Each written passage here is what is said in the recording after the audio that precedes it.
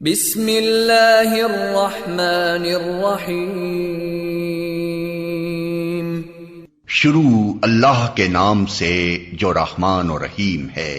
اقرأ بسم ربک الذی خلق۔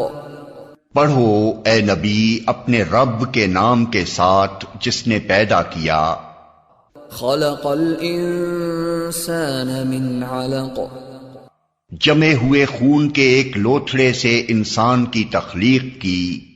اقرأ وربک الاکرم۔ پڑھو اور تمہارا رب بڑا کریم ہے۔ الذی علم بالقلم۔ جس نے قلم کے ذریعے سے علم سکھایا۔ علم الانسان ما لم يعلم۔ انسان کو وہ علم دیا جسے وہ نہ جانتا تھا۔ السلام علیکم۔ اللہ تعالیٰ کے بابرکت نام سے شروع کرتے ہیں جو بڑا مہربان نہایت رحم کرنے والا ہے۔ برائٹ کیریئر اسکول کی طرف سے تمام طلباء و طالبات اور والدین کو نئے تعلیمی سال 2020 اور 21 میں خوش آمدید کہتے ہیں۔ یہ 8ویں کلاس کی اردو پڑھائی جائے گی۔ 8ویں کلاس کی اردو پڑھانے کے لیے ہمیں یہ فرائض تفویض کیے گئے ہیں۔ ہم سب سے پہلے آپ کو اس کتاب سے روشناس کرا دیں جو کتاب ہم نے یہاں پڑھانی ہے۔ یہ وہ کتاب ہے جو کہ 8ویں کلاس میں آپ کے نصاب میں شامل ہے۔ کتاب کا نام ہے کنول، لکھنے والی ہیں فوزیہ احسان فاروقی، ایکسفورڈ پریس کی یہ کتاب ہے۔ تمام طلبہ کے پاس یہی کتاب ہونی چاہیے، اسی کے صفحہ نمبر کے حساب سے آپ کو معلومات دی جائیں گی۔ اس کے بعد اردو کی کاپی یہ ہے۔ اس کاپی کے پہلے صفحے پر آپ کا نام، جماعت، اس کا سیکشن، مضمون اور رول نمبر لکھا ہونا لازم ہے، ضروری ہے، یہ آپ کو ضرور لکھنا ہے۔ اس کے بعد پہلے صفحے پر آپ آئیں گے، جتنی بھی معلومات اس میں درکار ہیں وہ تمام معلومات آپ نے فل کرنی ہیں، اس کو مکمل کیجئے۔ اس کے بعد آپ کے پاس فہرست میں پہلے آپ کے پاس تاریخ، پھر مضمون یا سبق کا نام، اس کے بعد صفحہ نمبر۔ اس میں آپ وہ تاریخ لکھیں گے جو آپ کے حل شدہ مواد میں لکھی گئی ہے، اور جو سبق یہاں موجود ہے وہ سبق آپ سبق کا نام یہاں لکھیں گے، اور کاپی کے لحاظ سے جو صفحہ بنے گا وہ صفحہ آپ صفحہ نمبر میں لکھیں گے۔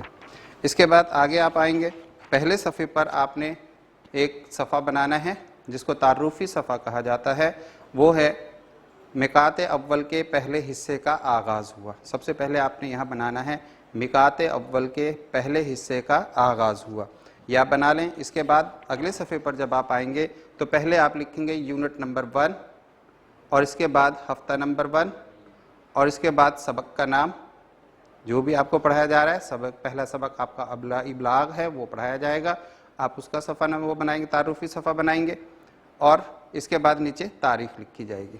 اگلے صفحے پر آپ کو الفاظ معنی اور جو کچھ ہے وہ لکھنا ہے۔ یہ کاپی بنانے کا طریقہ کار۔ اس کے بعد آپ کے پاس ایک ڈائری بھی ہوگی۔ اس ڈائری میں آپ نے پہلے صفحے پر اپنے نام اور دوسرے صفحے پر جتنی بھی معلومات درکار ہیں وہ تمام اس میں درج کرنی ہے۔ ڈائری آپ نے اس طرح فل کرنی ہے۔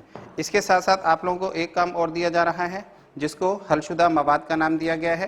یہ دیکھیے آپ کے پاس صفحہ نمبر 3 سے یہ مواد شروع ہوتا ہے۔ اس میں ابلاغ، اس کے الفاظ معنی اور نیچے اس کے سوال وغیرہ لکھے ہوئے ہیں۔ اس کے آگے قصہ موسیٰ علیہ السلام شروع ہو جاتا ہے، اس کے الفاظ معنی اور اس کی کثیر الانتخابی۔ اس کے بعد جب آپ جائیں گے صفحہ نمبر 18 پر تو یہاں پر آپ کے پاس اس سبق کے تمام سوال جواب اور اس کے جو بھی معلومات ہیں، جو بھی آپ کے مشقی سوالات ہیں وہ اس پہ حل کر دیے گئے ہیں۔ آپ نے یہاں سے اپنی کاپی پر اس کو لکھنا ہے۔ تو پہلے ہم پڑھیں گے ابلاغ۔ ابلاغ کا لفظ بلغ سے نکلا ہے۔ بلغ کا مطلب ہوتا ہے بتا دینا، پہنچا دینا، ٹھیک ہے۔ لغوی معنوں میں کسی بھی ذریعے سے کسی بات کو کسی دوسرے تک پہنچانا ابلاغ کہلاتا ہے۔ حضور صلی اللہ علیہ وآلہ وسلم پر بھی وحی کے ذریعے سے اللہ تعالیٰ نے پیغامات بھجوائے اور وہ ہم تک پہنچے۔ اسی طریقے سے ان سے پہلے جو 1,24,000 پیغمبر اس دنیا میں آئے ان پر اللہ تعالیٰ نے اپنے پیغامات کا سلسلہ جاری رکھا۔ اس کو ابلاغ کہتے ہیں، یعنی ایک پیغام کسی بھی ذریعے سے آپ دوسرے تک پہنچائیں، ٹھیک۔ بلغ کا لفظ آپ کے لیے نیا نہیں، یہ آپ لوگوں نے پڑھا بھی ہے، سنا بھی ہے اور لکھا ہوا دیکھا بھی ہے۔ بلغ نہیں دیکھا؟ دیکھا ہے، ہم بتاتے ہیں کہاں ہے، آپ نے پڑھا بھی ہے۔ ایک لفظ بلغ الاولی بکمالہ، آپ نے یہ لفظ سنا، یہ نعت سنی، یہ مصرع سنا، تو یہ لفظ شروع ہی بلغ سے ہوا، مطلب بتانا، پہنچانا، کمال ہی بڑے کمال کا تھا، اولا اعلیٰ بھی تھا، تو یہ تو حضور صلی اللہ علیہ وآلہ وسلم کے لیے کہا گیا ہے، تو لہٰذا ان کا انداز تبلیغ تو بہت ہی بہترین، اس کے لیے لفظ بلغ بتایا گیا۔ اسی سے لفظ بنا ہے تبلیغ۔ تبلیغ کا لفظ بھی آپ لوگوں نے سنا ہوگا، اسی لفظ سے بنا ہے۔ اسی سے ایک اور لفظ بنا ہے مبلغ۔ تبلیغ پہنچانا، بلغ پہنچانا، تبلیغ جو بات پہنچائی جائے، مبلغ پہنچانے والا۔ مبلغ کا لفظ بھی آپ لوگوں نے سنا پڑھا ہے، ٹھیک۔ اب ہم آپ کو بتاتے ہیں ابلاغ کی اقسام۔ ابلاغ کی اقسام،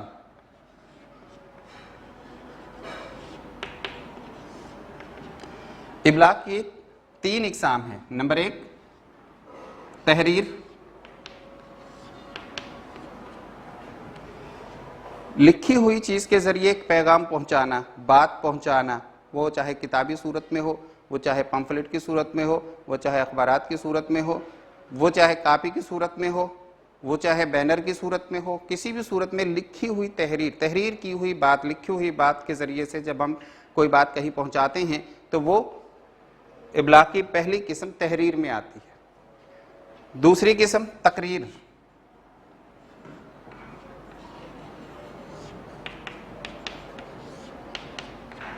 تقریر میں زبان سے کہی جانے والی ساری باتیں آتی ہیں، ٹھیک ہے، جس میں بحث و مباحثہ ہوتا ہے، جس میں مذاکرہ ہوتا ہے، جس میں تقریر ہوتی ہے، جس میں بیان ہوتا ہے، جس میں کھڑے ہو کے کوئی باتیں کرنا 2 افراد کا آپس میں، وہ بھی تقریر میں شمار ہوتا ہے۔ اور تیسرا طریقہ زبان حال،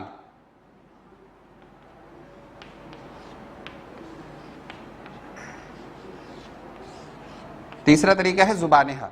جب انسان زبان سے بات کرتا ہے، تقریر کرتا ہے، بحث کرتا ہے، مباحثہ کرتا ہے، مذاکرہ کرتا ہے، کچھ بھی کرتا ہے، تو اس کے چہرے کے کچھ تاثرات سامنے آتے ہیں، اس کے ہاتھوں سے کچھ تاثرات سامنے آتے ہیں، کچھ باتیں وہ ہاتھوں سے سمجھاتا ہے، کچھ باتیں وہ آنکھوں سے سمجھاتا ہے، کچھ باتیں وہ چہرے کے اتار چڑھاؤ سے سمجھاتا ہے۔ یہ چہرے کا اتار چڑھاؤ، ہاتھوں کا ہلانا، یہ سب زبان حال میں شمار ہوتا ہے۔ یہ 3 اقسام کی ہمارے پاس ابلاغ موجود ہوتی ہیں، ٹھیک ہے۔ اس کے بعد ہم آپ کو بتائیں گے ذرائع ابلاغ۔ ذرائع ابلاغ کون کون سے ہیں؟ ذرائع ابلاغ کی 2 قسم ہیں۔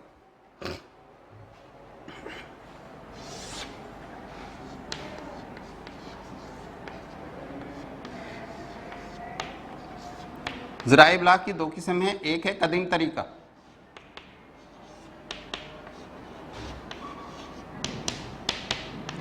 قدیم طریقے سے ابلاغ 2 طریقوں سے ہوتا تھا۔ ایک تو یہ ہے کہ انسان خود جا کر کسی کو بات پہنچائے، بتائے۔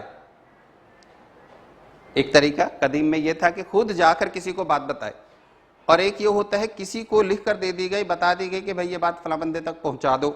یہ 2 طریقے ہوتے تھے، اسی طریقے سے ساری بات کہی جاتی تھی۔ حضور صلی اللہ علیہ وآلہ وسلم نے ان دونوں طریقوں سے کام لیا۔ طائف میں حضور صلی اللہ علیہ وسلم خود گئے، جبکہ مدینے میں آ کر آپ نے چند خطوط لکھ کر مختلف ممالک میں مختلف جو فرما روا تھے ان کو بھجوائے۔ دونوں طریقے حضور نے اختیار کیا، یہ قدیم طریقہ ہوتا تھا۔ جبکہ جدید طریقہ کیا ہے؟ جدید طریقہ بہت وسیع ہے۔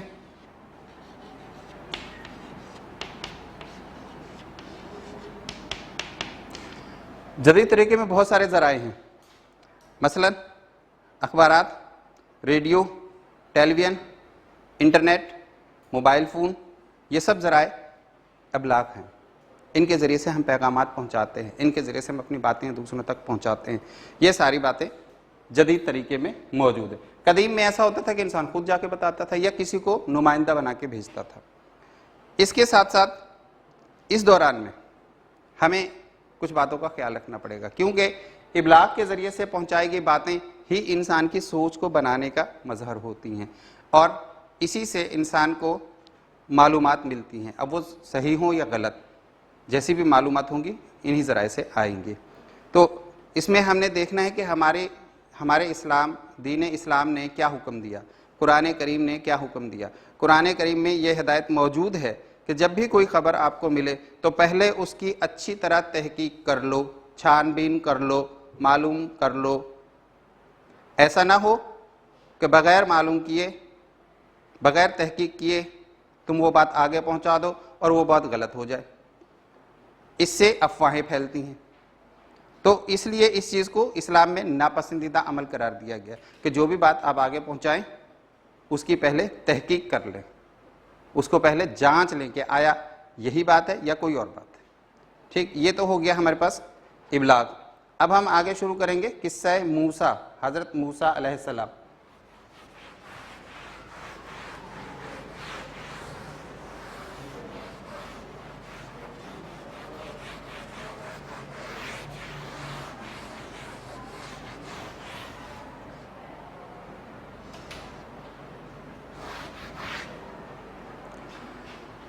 قصہ، کہانی دو طرح کی ہوتی ہیں، قصے دو طرح کے ہوتے ہیں، ایک حقائق پر مبنی ہوتے ہیں یعنی سچے ہوتے ہیں، ایک فرض کیے گئے ہوتے ہیں، مفروضے ہوتے ہیں۔ قرآن کریم میں جتنے بھی قصے اور کہانیاں بیان کی گئی ہیں وہ سب کی سب حقائق پر مبنی ہیں، سچ پر مبنی ہیں۔ ہم جو آج قصہ پڑھنے چلے ہیں یہ قصہ حضرت موسیٰ علیہ السلام ہے۔ قرآن کریم میں بہت ساری جگہوں پہ آیا ہے اور قرآن کریم میں سب سے طویل قصہ حضرت موسیٰ علیہ السلام کا ہے۔ اس کتاب میں جہاں تک لکھا گیا ہے ہم وہاں تک اس کو پڑھیں گے، اور یہ آپ کو قرآن کریم میں 20ویں سپارے کی سورت القصص کی پہلی 35 آیات میں مل جائے گا، وہی جو ہمارے اس سبق میں موجود ہے، وہی پوری کہانی اس میں بھی موجود ہے، آپ وہاں سے بھی اس کو پڑھ سکتے ہیں۔ 20ویں سپارے کی سورت ہے القصص، اس کی پہلی 35 آیات میں یہ سب موجود ہے۔ چلیے ہم شروع کرتے ہیں۔ حضرت یوسف علیہ السلام کے والد حضرت یعقوب علیہ السلام کا لقب اسرائیل تھا۔ لقب اسرائیل، اسرائیل کیا؟ اسرائیل کے کیا معنی؟ یہ لفظ اسرائیل عبرانی زبان کا لفظ ہے، عربی کا نہیں ہے، عبرانی زبان کا لفظ ہے یہ۔ اس کا پہلا حصہ ہے اسرا، اس کا ہم عربی میں ترجمہ نکالیں گے تو وہ نکلے گا عبد، عربی میں اس کا ترجمہ عبد نکلتا ہے، اور دوسرا حصہ ہے اس کا اس کا عربی میں ترجمہ نکلتا ہے اللہ، تو یوں یہ لفظ بنتا ہے عبداللہ۔ عبد کے معنی ہوتے ہیں غلام اردو میں، اللہ تو اللہ ہی رہے گا، عبداللہ کا مطلب ہوا اللہ کا غلام، اللہ کا بندہ۔ یہ لقب تھا حضرت یعقوب علیہ السلام کا، عبرانی زبان میں ان کو یہ لقب دیا گیا تھا اسرائیل، اس لیے ان کی اولاد جو ہے وہ بنی اسرائیل کہلائی۔ ہاں، مصر میں رہنے والے جو ہے وہ قبطی کہلاتے تھے۔ حضرت یوسف علیہ السلام مصر میں عزیز مصر بن گئے، جب وہ عزیز مصر بن گئے تو انہوں نے اپنے پورے خاندان کو مصر میں بلا لیا، تو ان کا پورا خاندان مصر میں آ کے آباد ہو گیا، ان کے لیے علیحدہ ایک جگہ بنا دی گئی، وہاں ان کی رہائش ہو گئی، وہاں رہتے رہتے ان کی تعداد میں، آبادی میں اضافہ ہونے لگا۔ جب ان کی آبادی میں اضافہ ہونے لگا تو مصر کے جو حکمراں تھے، فرعون جس کو کہا جاتا ہے، ان کی جمع ہے فرائین، فرائین فرعون کی جمع ہے۔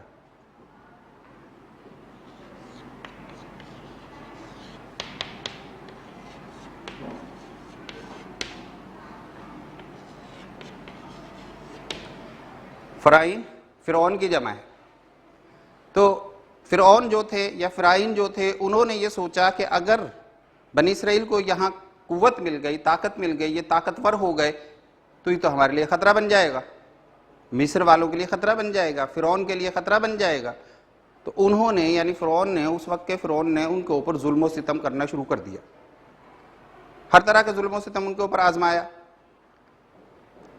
یہ ظلم و ستم ہوتے ہوئے تقریباً 400 سال بیت گئے۔ کتنے سال؟ 400 سال۔ 400 سال تک بنی اسرائیل پر فرعون نے، اس وقت کے جو وقتاً فوقتاً فرعون آتے رہے، فرعین مصر نے ان کے اوپر مظالم ڈھائے۔ آخر وہ وقت آیا جب نجومیوں نے فرعون کو بتایا کہ اس سال بنی اسرائیل میں ایک ایسا لڑکا پیدا ہوگا جو آپ کے اقتدار اور سلطنت کو ختم کر دے گا. اقتدار، حکومت.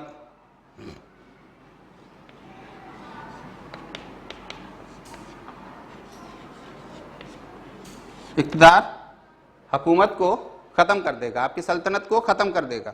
یہ سن کر اس وقت کے فرعون نے حکم دیا کہ بنی اسرائیل میں اس سال میں جتنے بھی لڑکے پیدا ہوں ان سب کو قتل کر دیا جائے. انہوں نے اس کا فوری طور پر یہ حل ڈھونڈا، لیکن مشیت ازدی، اللہ تعالیٰ کی مرضی، مشیت ازدی.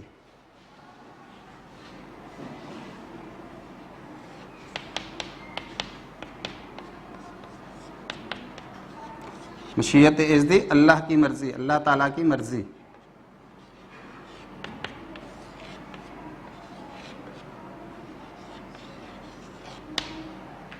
لیکن اللہ کی مرضی کو انسان کی تدبیریں کب روک سکی ہیں؟ ایسا تو ہوا ہی نہیں. لہٰذا اسی سال بنی اسرائیل کی ایک معزز خاتون، برگزیدہ خاتون کے ہیں حضرت موسیٰ علیہ السلام کی پیدائش ہوئی. اب اس کے جب بیٹا پیدا ہوا تو گھبرا گئی کہ فرعون کا حکم ہے کہ بنی اسرائیل میں جو بھی بیٹا پیدا ہو اس کو قتل کر دو. اب ان کے جب بیٹا پیدا ہوا تو یہ بھی پریشان ہوئی، لیکن اللہ تعالیٰ نے ان کے دل کو ڈھارس دی، ان کے دل میں خیال پیدا کیا کہ تم اس بچے کو ایک صندوق میں رکھ کر نیل کے سپرد کراؤ، دریائے نیل کے سپرد کراؤ. انہوں نے ایسا ہی کیا. کمال اعتماد ہے، اعتقاد ہے کہ اللہ تعالیٰ نے صرف خیال بھیجا اور اس نے عمل کر دکھایا. اپنے بیٹے کو صندوق میں رکھا اور دریائے نیل میں بہا کر آ گئی. اپنی بیٹی، ان کی ایک بیٹی تھی، ان کا نام مریم تھا، اس سے کہا کہ تم اس صندوق کے ساتھ ساتھ چلتی رہو. دریائے نیل سے ایک نہر فرعون کے مصر میں فرعون کے محل میں آتی تھی. دریائے نیل سے ایک نہر فرعون کے محل میں آتی تھی. یہ صندوق بہتے بہتے اس نہر میں آ گیا. اس نہر میں محل کے اندر فرعون کی بیوی حضرت آسیہ موجود تھیں. اس نے جب صندوق کو بہتے ہوئے دیکھا تو اپنے غلاموں کو بلایا، صندوق اٹھوایا، اس کو کھلوایا. جب اس کو کھولا گیا تو اس میں سے ایک نہایت خوبصورت بچہ ان کو ملا. ان کے دل میں اللہ تعالیٰ نے محبت ڈال دی. انہوں نے اس بچے کو اٹھایا اور فرعون سے کہا کہ اس بچے کو ہم رکھ لیں، شاید کہ اللہ تعالیٰ اس سے ہمیں کوئی نفع دے یا اس کو ہمارے لیے کوئی اچھا بنا دے، اس سے ہمیں کوئی نفع پہنچے. فرعون کے دل میں بھی اللہ نے رحم ڈال دیا، محبت ڈال دی. بچہ ہی ایسا خوبصورت تھا، اس کو دیکھیں اور اس کے دل میں محبت پڑ گئی. انہوں نے پالنا شروع کر دیا. اب وہاں جتنی آیائیں تھیں، جتنے غلام تھیں ان کے پاس، ان سب کو دودھ پلانے کی باری آئی، دودھ پلاؤ اس کو. لیکن حضرت موسیٰ علیہ السلام نے کسی کا دودھ نہیں پیا. جب اس نے دودھ نہیں پیا تو وہ موسیٰ علیہ السلام کی بہن جو پیچھے پیچھے آ رہی تھی وہ بھی محل میں آ گئی. اس نے کہا میں بتاتی ہوں کون اس کو دودھ پلائیں گے، یہ کس کا دودھ پئیں گے، کون خاتون ہے جو اس کو دودھ پلائے. انہوں نے کہا جلدی سے بلا کے لاؤ. وہ اپنے گھر گئیں، اپنی والدہ سے کہا آئیے آپ کو بلایا جا رہا ہے محل میں. وہ محل میں گئیں تو موسیٰ علیہ السلام کو دیا گیا کہ آپ اس کو دودھ پلائیں. انہوں نے جیسے دودھ پلایا موسیٰ علیہ السلام نے پی لیا. وہ تو ان کی ماں تھی، پی گئے وہ. اور جب ان کو دودھ پلانے کو دودھ مل گیا، انہوں نے پینا شروع کیا. تو فرعون نے موسیٰ کی والدہ سے کہا کہ ہم آپ کو دودھ پلانے کی اجرت دیں گے، آپ اس بچے کو روزانہ دودھ پلایا کیجئے. دیکھو اللہ کی قدرت، جس بچے کے وجہ سے سینکڑوں بچوں کو قتل کیا جانے لگا، فرعون خود اس کو پالنے لگا، اس کی ماں کے پاس پہنچا دیا. اس کی ماں ایک ماں اپنے بچے کو خود پال رہی ہے اور تنخواہ فرعون، اللہ تعالیٰ فرعون سے پیسے دلا رہے ہیں، پال رہی ہے اپنے بچے کو، اسی کا بچہ ہے، کسی کا تو نہیں ہے، لیکن تنخواہ بھی اللہ تعالیٰ دلوا رہے ہیں، لو تمہاری اجرت بھی لگ گئی. آپ علیہ السلام کے ایک بہن مریم، ایک بھائی ہارون اور آپ کے والد کا نام عمران تھا. بہن کا نام مریم، بھائی کا نام ہارون اور والد صاحب کا نام عمران تھا. حضرت موسیٰ علیہ السلام شاہی محل میں پل کر جوان ہوئے. اللہ تعالیٰ نے آپ کو روحانی عظمت، علم و دانش، جاہ و جلال اور طاقت، بے پناہ جسمانی طاقت عطا کی. ایک بار نادانستگی میں، نادانستگی کا مطلب نہ چاہتے ہوئے،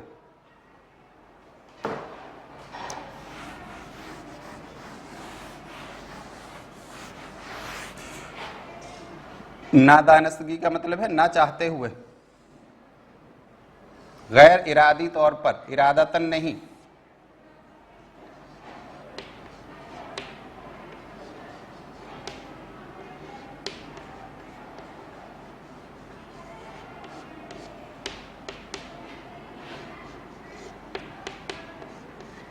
غیر ارادی طور پر، نہ چاہتے ہوئے، یعنی خواہش کے مطابق نہیں، قدرتی طور پر ایسا ہوا کہ آپ کے ہاتھوں ایک قبطی کا قتل ہو گیا. قبطی مر گیا، مصر کا رہائشی تھا، مر گیا. موسیٰ علیہ السلام کو جو اپنا فرعون کو جب اس کی خبر ہوئی تو انہوں نے موسیٰ علیہ السلام کو قتل کرنے کا حکم جاری کر دیا. موسیٰ علیہ السلام کو جب اس بات کا پتہ چلا کہ فرعون نے ان کو قتل کرنے کا حکم جاری کر دیا ہے تو آپ علیہ السلام اس جگہ کو چھوڑ کر چل دیے دوسری جگہ کی طرف. اللہ تعالیٰ نے آپ کو مدین کے راستے پہ ڈال دیا. آپ مدین میں پہنچ گئے. مدین میں شہر سے باہر ایک کنواں تھا، وہاں سب لوگ اپنے جانوروں کو، بکریوں کو، بھیڑوں کو پانی پلا رہے تھے. 2 لڑکیاں اپنی بھیڑوں کو لے کے سائڈ پہ کھڑی ہوئی تھیں، الگ سے کھڑی ہوئی تھیں. موسیٰ علیہ السلام نے جب ان کو دیکھا تو ان سے پوچھا کہ بھئی آپ پانی کیوں نہیں پلا رہی ہیں؟ انہوں نے کہا جی ہمارے والد صاحب جو ہیں بہت بزرگ ہیں، وہ نہیں آ سکتے اور ہمارا کوئی بھائی نہیں ہے، اس لیے یہ لوگ پانی پلا کے جائیں گے تو وہ بچا ہوا پانی ہم اپنے جانوروں کو پلائیں گے. موسیٰ علیہ السلام نے فوراً ڈول سے پانی نکالا، ان کے جانوروں کو پلایا، وہ پانی پلا کے اپنے گھر چلی گئی. چونکہ اس دن وہ جلدی گھر پہنچ گئی تو ان کے والد صاحب نے ان سے پوچھا بھئی تم آج جلدی کیسے آ گئی؟ روز تو دیر سے آتی تھی، آج جلدی کیسے آ گئی؟ تو فوراً انہوں نے بتایا کہ وہاں ایک نوجوان تھا جس نے ہمارے جانوروں کو پانی پلایا اور اس وجہ سے ہم جلدی آ گئے. تو ان کے والد صاحب نے ان کو بھیجا کہ جاؤ اس نوجوان کو لے کر آؤ. وہ 2 بہنوں میں سے ایک بہن آئی، موسیٰ علیہ السلام کو اپنے گھر لے گئی. تو وہ لڑکیوں کے جو والد صاحب تھے وہ حضرت شعیب علیہ السلام تھے، وہ بھی پیغمبر تھے. انہوں نے ان سے کہا کہ بھئی آپ ہمارے گھر میں رہیں، میں اپنی ایک بیٹی کی شادی آپ سے کر دیتا ہوں، لیکن آپ کو 8 سال میری خدمت کرنا ہوگی. اگر آپ 10 سال کریں گے تو یہ آپ کی طرف سے ہمارے اوپر احسان ہوگا. موسیٰ علیہ السلام نے وہ بات مان لی. یوں ان کی ایک بیٹی سے ان کی شادی بھی ہو گئی، ان کو رہنے کے لیے جگہ بھی مل گئی اور انہوں نے 8 سال تک ان کی بکریاں چلائیں. جب 10 سال پورے ہو گئے تو موسیٰ علیہ السلام اپنے بیٹے، اپنی بیوی کو ساتھ لے کر مصر کی طرف روانہ ہوئے اور ساتھ میں ان کی بکریاں، ان کے ریوڑ بھی تھے. کوہ طور کے قریب پہنچے تو تقریباً رات کا وقت ہو گیا تھا. یکایک کوہ طور کے داہنی جانب آپ علیہ السلام نے ایک روشنی دیکھی اور سمجھے کہ آگ ہے. بیوی سے کہا کہ میں نے روشنی دیکھی ہے، تم یہیں ٹھہرو، میں جاتا ہوں وہاں سے ایک انگارہ لے آتا ہوں تاکہ ہم اس کو بیٹھ کے سیک لیں، تاپ لیں. یہ کہہ کر آپ علیہ السلام کوہ طور کی جانب بڑھے. ایک عجیب منظر دیکھا کہ ایک درخت سے روشنی پھوٹ رہی ہے اور اس روشنی کی وجہ سے وہ آبادی جتنی بھی ہے وہ معمور ہے. معمور کا مطلب ہے کہ وہ روشنی کی وجہ سے روشن ہو گئی، اس نور کی وجہ سے روشن ہو گئی. حضرت موسیٰ علیہ السلام حیرت کے عالم میں خاموش کھڑے اس درخت کو دیکھے جا رہے ہیں.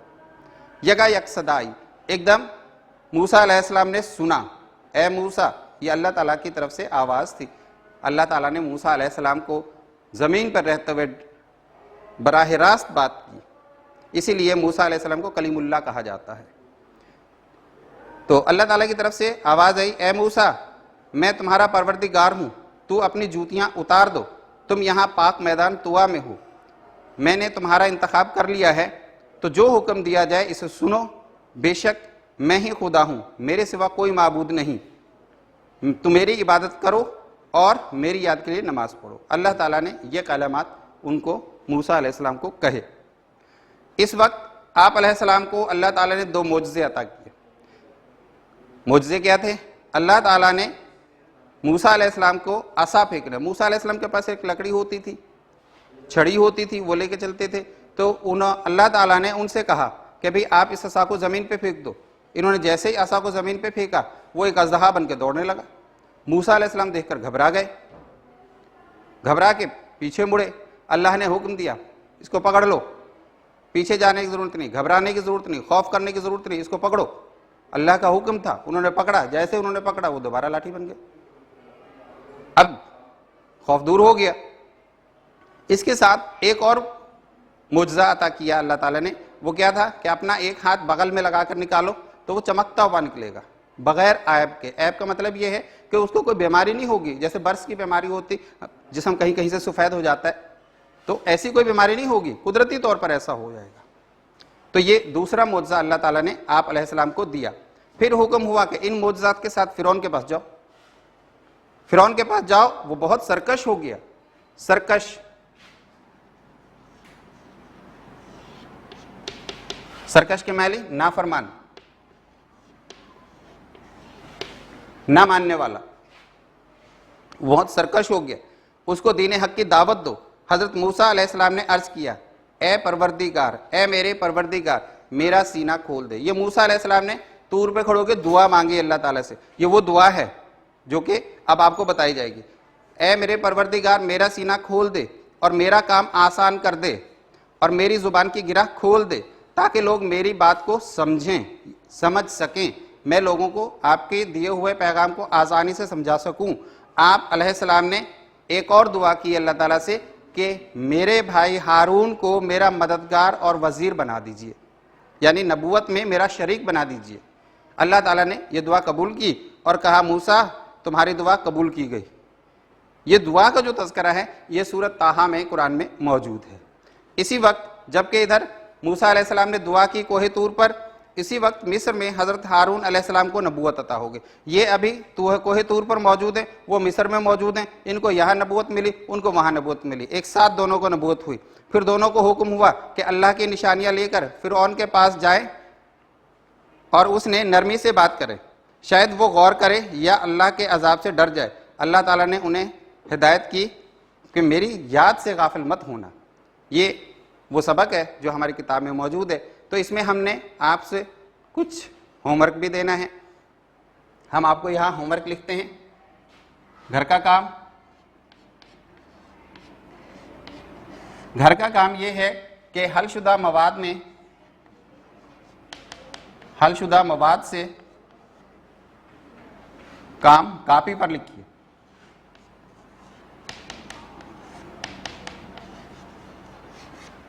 ایک تو یہ ہوگا.